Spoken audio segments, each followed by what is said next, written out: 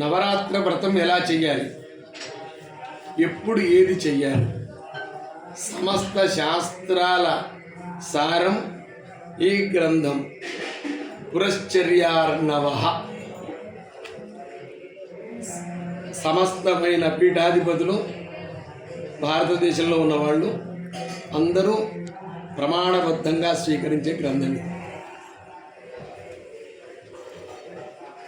విజయదశమి నాడు అమ్మవారిని పూజించి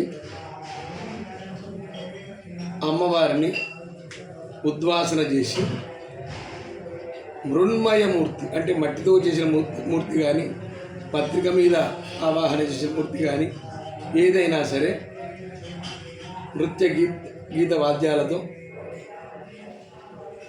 అమ్మకు ప్రీతి కలిగించే విధంగా ఆ భక్తి పారవశ్యంతో జలంలో నిమజ్జనం చేయమని శాస్త్రం చెబుతుంది. అది ఏ వారంతో నిమిత్తం లేదు.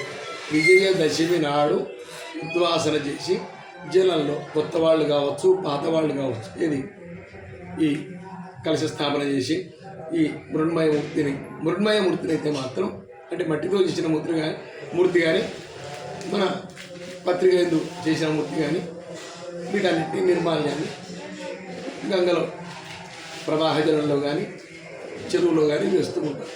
కానీ మట్టితో చేసిన మూర్తులే వాడాలి.